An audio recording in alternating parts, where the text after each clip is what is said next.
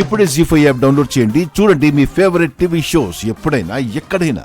ఎవరి గురించి మాట్లాడుతున్నావు అవని? అలా అనుకునే వారి గురించక్క. అంటే నా గురించేనా? ఎవరనుకుంటే వారి గురించి అని అన్నాను కదా. ఇదే ఈ డొంక తిరుగుడే వద్దు. ఏదన్నా ఉంటే సూటిగా మాట్లాడు. అమ్మ ముందు మనందరినీ ఎదోల్ని చేసేసి జీవిడ మాత్రం మంచిది అని అనిపించుకోవాలి. ఒకరు చేస్తే వెధవులు అయిపోరు, ఒకరు చేస్తే గొప్పోళ్ళు అయిపోరు. వారి మనస్తత్వాన్ని బట్టి ఉంటుంది. రేయ్ ఏంట్రా ఎప్పుడు చూసినా ఇంట్లో ఈ గోల? హాస్పిటల్కి బయలుదేరేటప్పుడు కూడా ఎందుకురా ఇదంతా?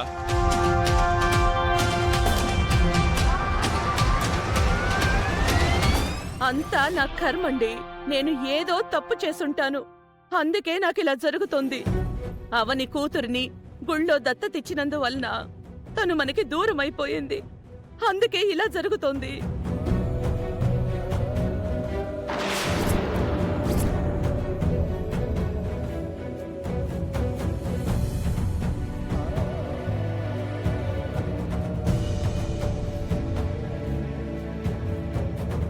నాలాంటి జాతకంతో పుట్టిన ఆ బిడ్డ మరో తరానికి దారిని చూపించే అఖండ దీపం అవుతుంది అనుకున్నాను.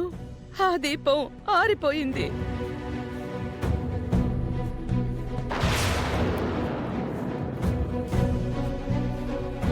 నేను చేసిన పాపమే నా పాలిట శాపమై నాకిలాంటి శిక్ష పడింది. గతాన్ని తలుచుకోవడం వలన గతించిన వారు తిరిగి మన కళ్ళ ముందుకి రారు. కళ్ళ ముందుకొచ్చేది అప్పటి విషాదం, అప్పటి బాధ మాత్రమే.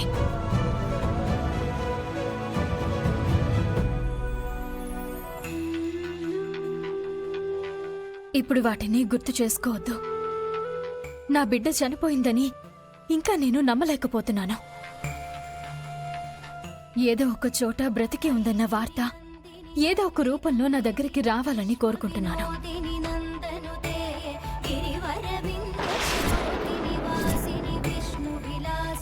అదే కనుక జరిగితే తిరిగి నేను దైవంని నమ్మడం మొదలు పెడతాను. నమస్కారం వేదవతి గారు.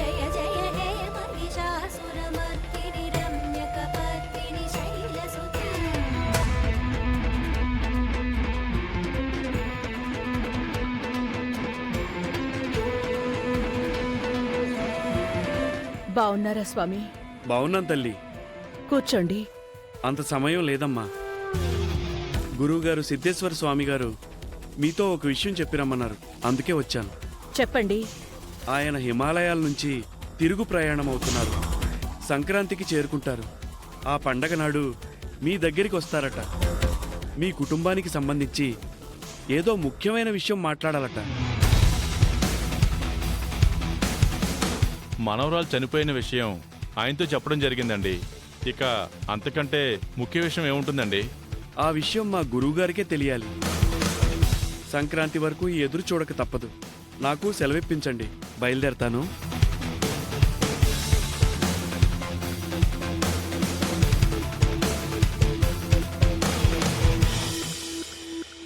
గురువుగారు ముఖ్యమైన విషయం అన్నారంటే ఏదో పెద్ద బాంబే పేలబోతోందని అర్థం.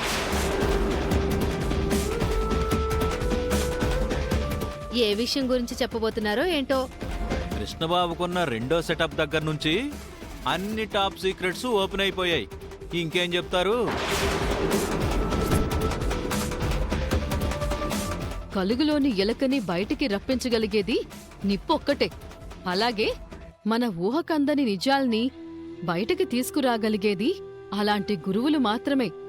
కొత్త రహస్యం ఆయన దగ్గర ఏముందో ఏంటో.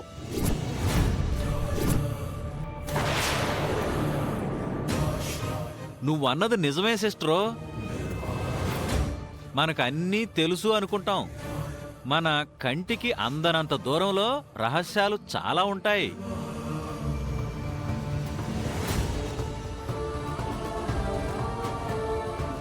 ఆ విషయం గురించి ఇప్పుడు ఆలోచించి తలలు పట్టుకోవడం ఎందుకు?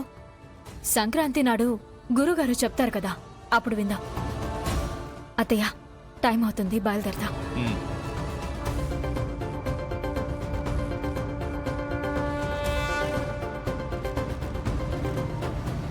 హలో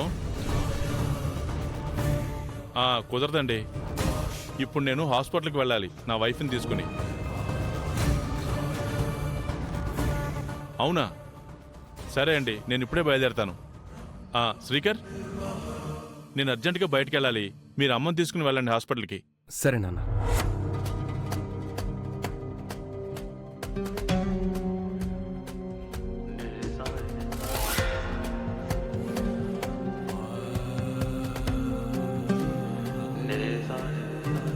గురువుగారు వస్తున్నారు అనగానే అందరి గుండెల్లో పెద్ద రాయి పడినట్టు అయింది.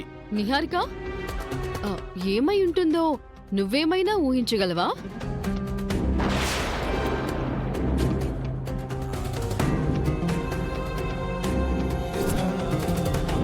మాట్లాడవేంటి నిహారిక? నేనెలా ఊహించగలను రాధా గారు? నాకేం అనిపించడం లేదు. నాకు మాత్రం ఈసారి ఇంటి మీద పడేది అణుబాంబే అనిపిస్తుంది. దివ్య దృష్టితో ఆ బిడ్డను చంపించింది నేనే అని చెప్తాడా ఏంటి?